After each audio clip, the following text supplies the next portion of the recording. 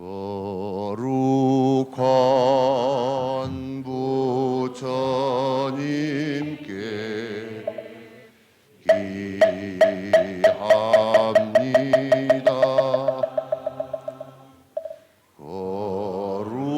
거룩한 가르침에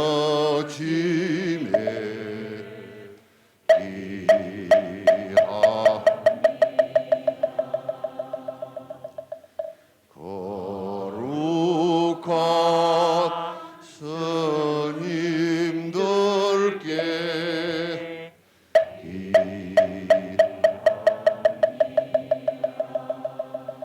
둥 걸고 또한 밝은 빛은 우주를 싸고 고르고 다시 넓은 덕은 만물을 길러 억만급도록 변함없는 부처님 전에 야, 다들이 So today, 다 거리에 the, 서로서로 my Korean Dharma friends, 천지체하시 두스리 them, we are having this Dharma discourse. 가다 거리에 So 지금 in any 밤에 case, 낭주체니 Korea has been or 전원 is 전부 a traditional Buddhist country where the people have great interest in Buddhism. 나도 벌고 나대 거리에 And 사우스 거리에 in South Korea, 나대 저거로 차대기 열이 of course, I have quite a good contact with the South Korean. I've been there for a very short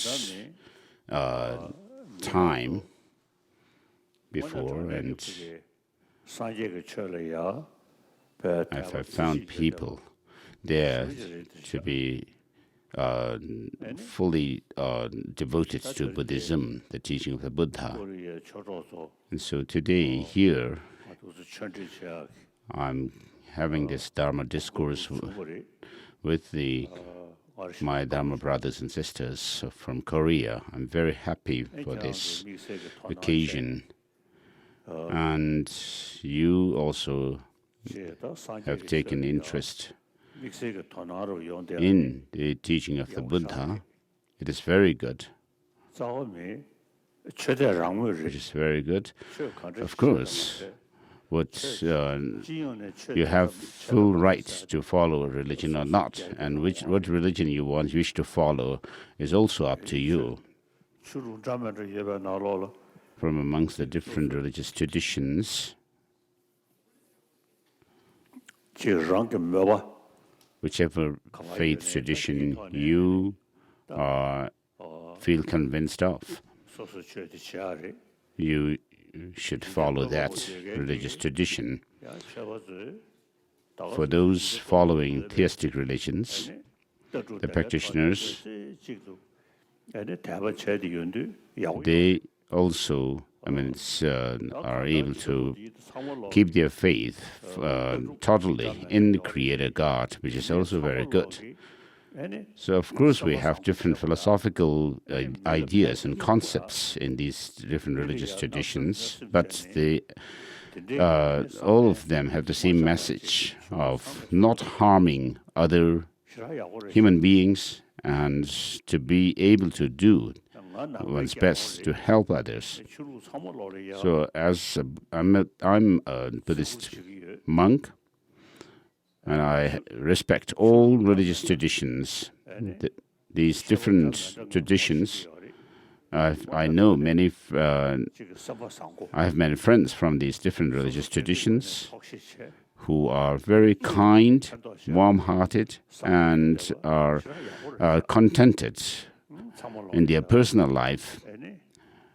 And then they also think of or are dedicated to the well-being of others, which is very good. So therefore, I respect all religious traditions. So now, today, what is important is,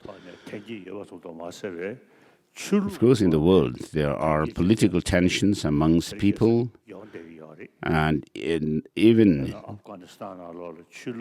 tension in the name of religion. In places like Afghanistan, for example, this is very sad, unfortunate. So, though the religious traditions have different ideas or philosophical ideas, but to serve other human beings is a teaching that is found in all these religious traditions, and therefore it is very important for us to respect them.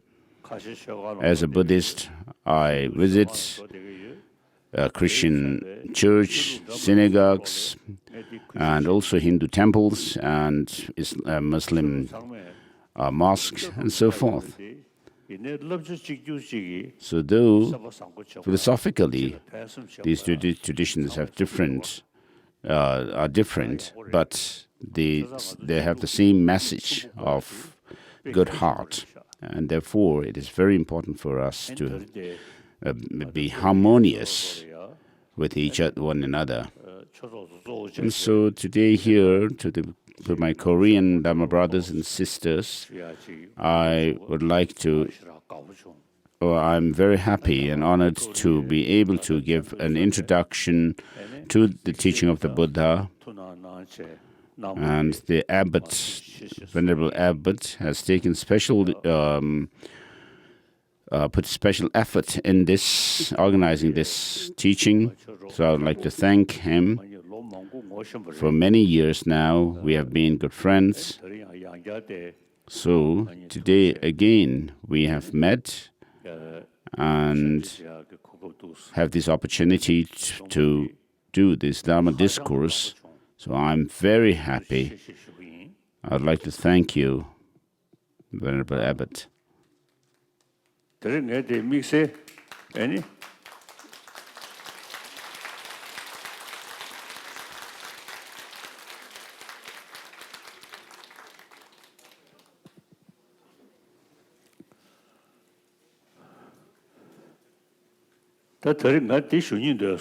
So I wish to say this here today.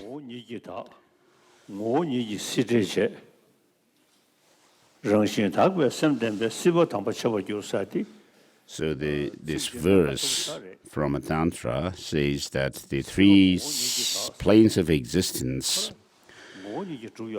do not exist essentially by its own nature. So therefore, since these three planes of existence do not have any essential intrinsic existence, though they do appear to us as if they have some essential core in and of themselves, and because of clinging to such perception, we create or we have attachment and anger and so forth. And therefore, it is very important for us to reflect or to remember that things do not have any intrinsic essential core. So when you understand that emptiness of any essential nature of the things in the three realms of existence, then that reduces your clinging to the some kind of a solidity in the things and experiences. And therefore, it helps to reduce attachment, anger, and so forth. So even in quantum physics, they say that things do appear to have some kind of objective existence, though they do not have such an existence. So even in quantum physics, it is said like that.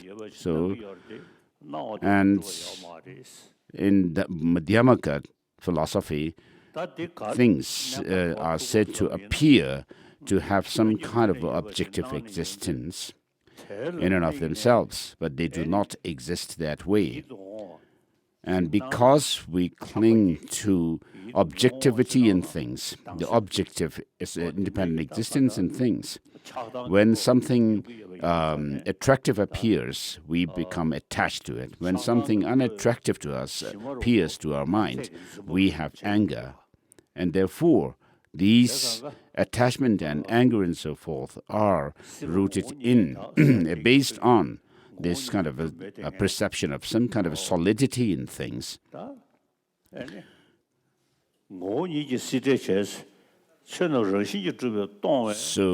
the second line of this verse says that if you understand that things do not have any essential core in and of themselves, then the grasping or that's grasping at some kind of independent objective existence is undermined, which is the clinging to true existence. So since things do not exist the way they appear to us, if you check and analyze how things exist, you find that they exist only by way of designation, and therefore they do not have any essential objective existence. And therefore, with that pure mind, a mind which understands that things do, the lack of that intrinsic existence in things,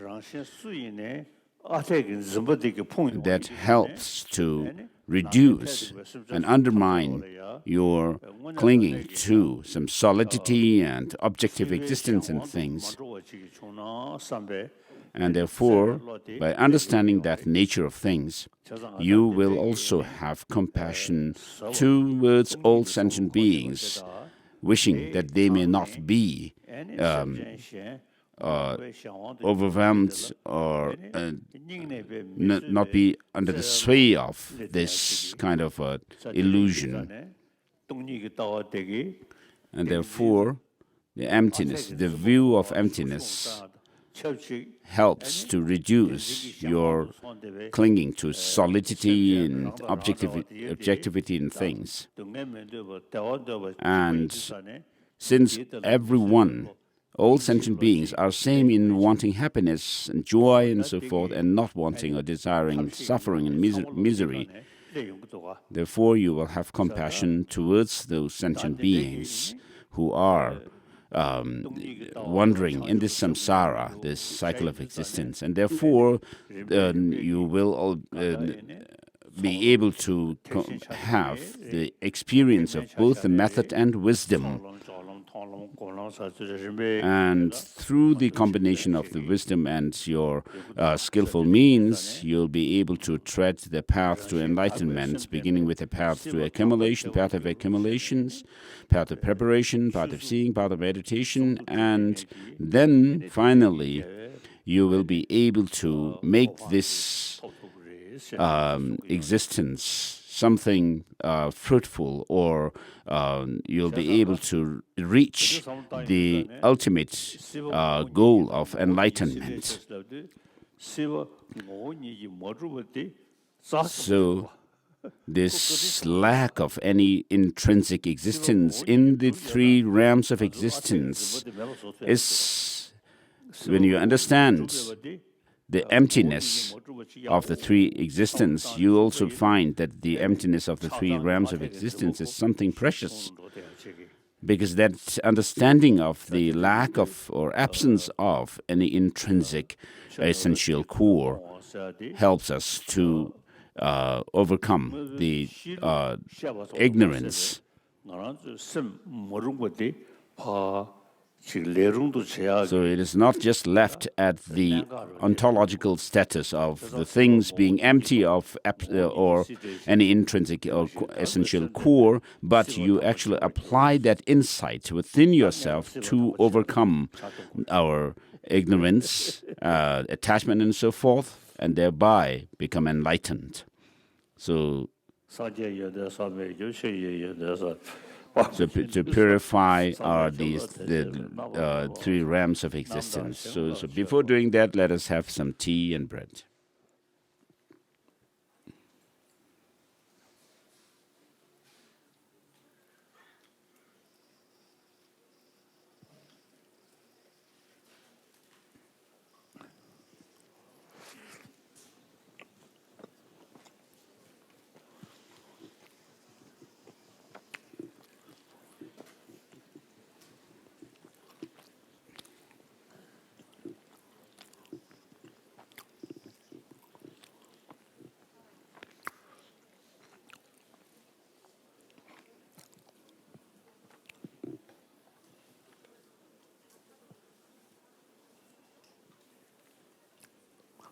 코도 받으면 되게. Don't you have bread for some of the people in the audience?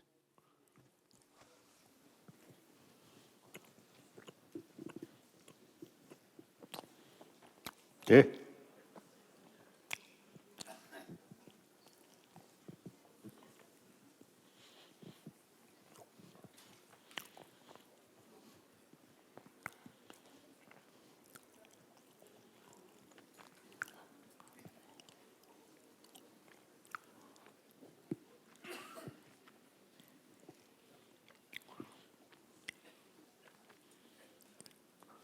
I just wish you to give the verse. Some literal translation. It says the existence is absent of essence, essential core, and through that lack of essential core, the existence is freed. You are freed from the existence. And by having an inherently empty mind, existence is turned ultimate or holy. Something like that. This is the verse that his Holiness just quoted. So there was news that in South Korea there was a huge crowd and many people died and got injured. So this is very sad. So all of us, let us all pray for the family of the deceased and the injured. So I felt very sad about it, that in a Buddhist country, people had an altercation due to a very small reason somehow, and so this is sad. And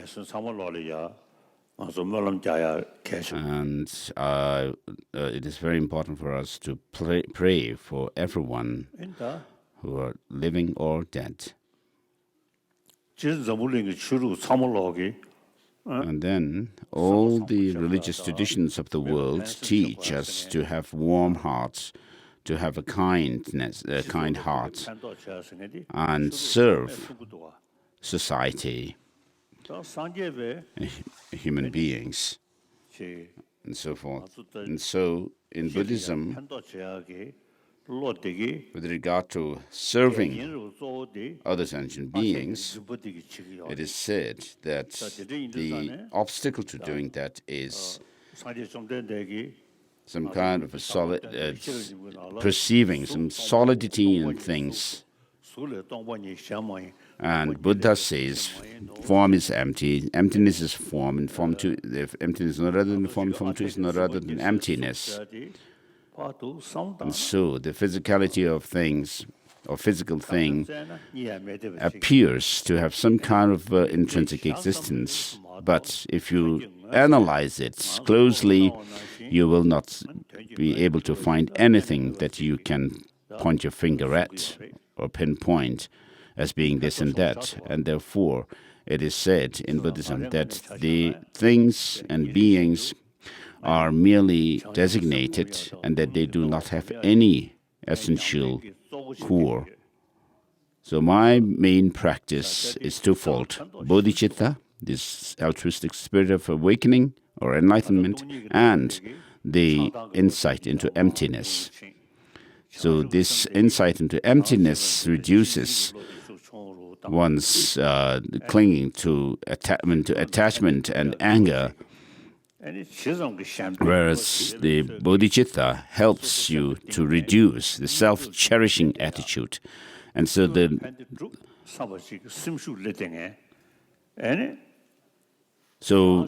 when you are more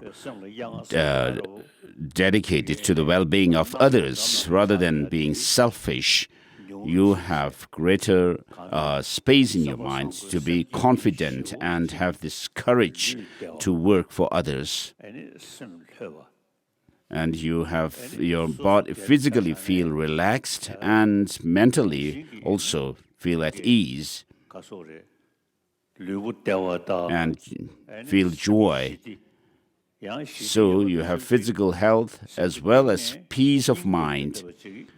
And with that, you also, while having peace of mind, there is a special kind of an inner strength that you can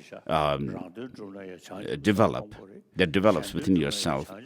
And therefore, bodhicitta is the source of all happiness and joy, whether it is for yourself or for others, to fulfill the interest of oneself as well as others.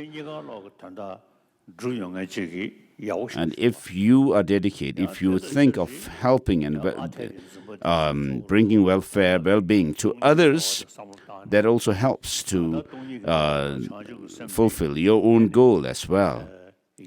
And therefore, these two, the insight into emptiness and the altruistic spirit of enlightenment, with these two, you will be able to make your life a meaningful one in this life as well. And therefore, so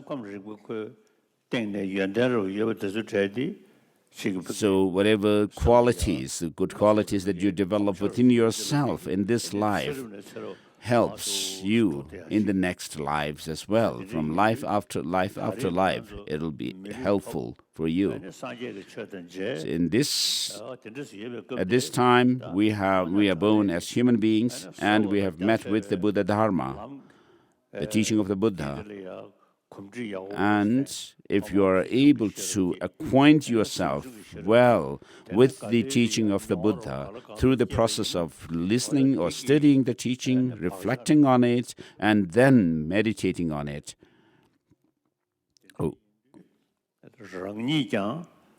it will help you from life after life. You have yourself life after life, so that you are able to continue with your practice of the Dharma. And through that, your practice, you'll be able to, through the understanding of emptiness and also bodhicitta, through these means, you will be able to serve others. So in other words, in essence, it is what is said in Bodhisattvacharya Avatara: as long as space endures, as long as sentient beings remain, may I too abide to dispel the misery of transmigrators. And so you'll be able to dedicate yourself with the special inner strength to dedicate yourself for the benefit of others until the space comes to an end. And therefore, these practices make you courageous, and also you will be able to feel satisfied that your life has been meaningful. And so I'm happy to have this Dharma discourse with my Korean brothers and sisters. So, with regard to emptiness, you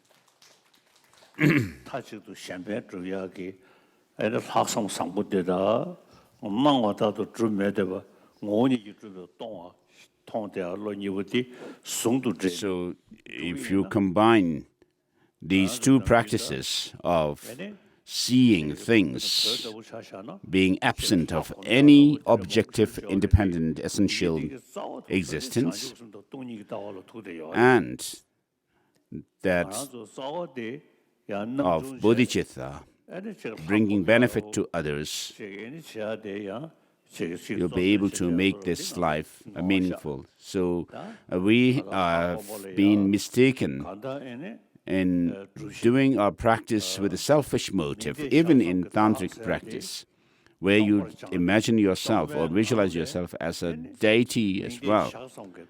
So within the practice of emptiness, within the practice of the deity yoga, you should always bring in this element of the emptiness, the insight into emptiness, that things and self and others are devoid of any intrinsic, essential core in and of themselves, but that they are merely designated. And therefore, we should always be able to grab the main trunk of the practice rather than catching the branches and leaves.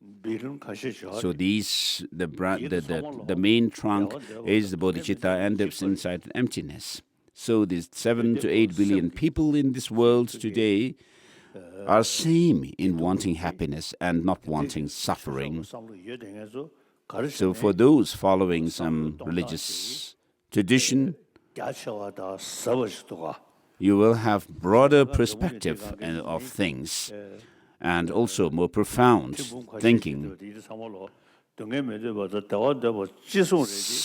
though everyone in the world, the 7 to 8 billion people, are same in wanting happiness and not wanting suffering, but we always have complaints and troubles, difficulties with each other. This is because of our mind being undisciplined, uncontrolled. And today people talk about peace in the world. But you should know is what disturbs your peace or full existence. It is our attachment, greed, and anger and hatred. So when you talk about peace in the world, bringing peace in the world, you should know and understand that it has to be brought through peace of mind within yourself. And so whether you are following any faith tradition or not, religion or not, and you should be able to think of bringing welfare to others and to bring peace in the world. First, beginning with yourself, developing a peaceful mind within yourself, peace within yourself, and then sharing that peace and promoting peace in the world. So if you can do that, then you will see all these weapons that are built in the world are useless. So that you can, through that, you will be able to have a world filled with peace, a peaceful world. And then with regard to global warming, of course, there's nothing much we can do about that. In our texts, in our scriptures also, there are mentions of the destruction of the world, the universe, through fire, water, wind, and so forth. And so the global warming is becoming worse. And so in the end, according to the scriptures, it is said that the world will be destroyed through fire or by fire. And therefore, if we are able to live in peace, in harmony, with responsibility to one another, then we will be able to serve the will of God if you are a believer in a creator God. And if you do not even believe, if you believe in reincarnation, rebirth, you'll be able to also serve it right for yourself. to be able to have a good life in the future, life after life. So the teaching of the Buddha that we have met today is of great benefit to the world at large as well. So, of course, there are aspects of the teaching of the Buddha that have to do with religious faith, but we can leave that aside and focus on the teaching teaching on psychology, how the mind and emotions work. We can use them to benefit oneself and others in the world. So the Korean brothers, Dharma brothers and sisters, you have done your best so far, and please continue to do so. And then eventually, I hope the North Korea, which is quite complicated today, I hope that things will be more peaceful, that there will be less problems and difficulties there. And then, so someone who walks the talk of peace in the world, I also pray for peace in the world, in Asia, and so forth. And so, today, we have the Korean brothers and sisters, Dharma brothers and sisters.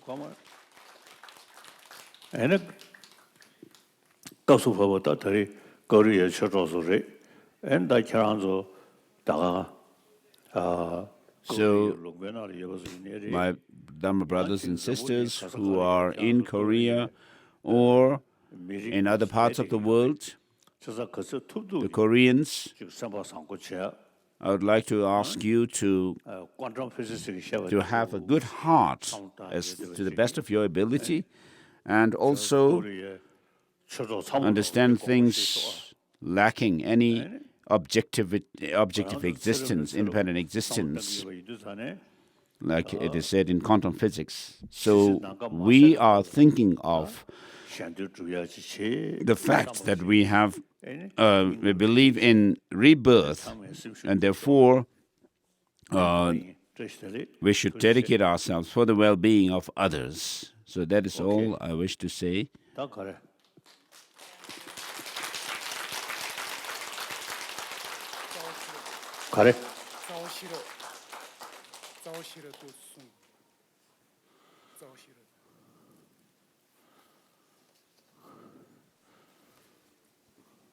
So with regard to the fundamental wisdom verses of the middle way,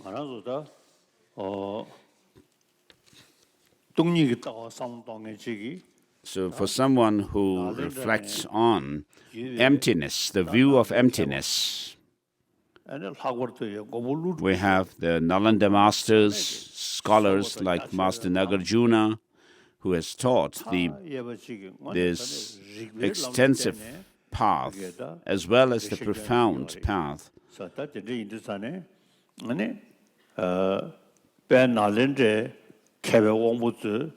the great masters of the Nalanda tradition who followed Master Nagarjuna, and Master Nagarjuna's texts like Mula Madhyamaka Karika, the fundamental wisdom verses of the middle way, and the Ratnavali, precious garland, you'll be able to see that they have not just followed on the basis of faith, but through reason and logic. They have followed Master Nagarjuna, and who was like a second Buddha in the world. And so, sometimes you should read Master Nagarjuna's wisdom, this text, the fundamental verses of the middle way called wisdom, as well as the precious garlands. You should read and reflect on these teachings. So these should be kept beside our bed and read So these classic texts should not be far from you, but should be kept near you. And then another text to read and keep beside your bed is Madhyamaka Avatara, Entering the Middle Way, and its auto-commentary. So I do read Madhyamaka Avatara.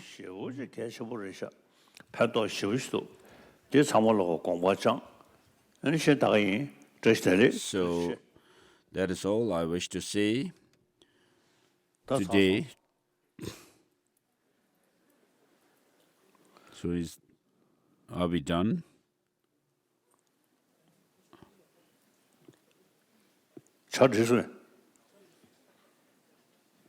Has everyone got your tea?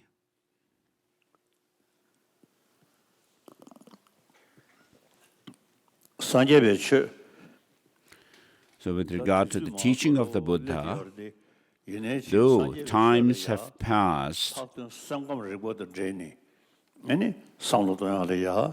but with regards to the teaching of the Buddha, people are gaining newfound interest in the teaching of the Buddha, particularly in its aspect of the teaching on the psychology, and also the teaching on dependent arising, dependent origination. Even scientists are taking interest in these teachings. So if that is the case, then those of us who are followers of the Buddha, we should, of course, study the teaching and gain understanding based on that, and then reflect and also develop understanding and insight through reflection on the teaching, and then meditate on the teaching. So that is all I wish to say today. Thank you.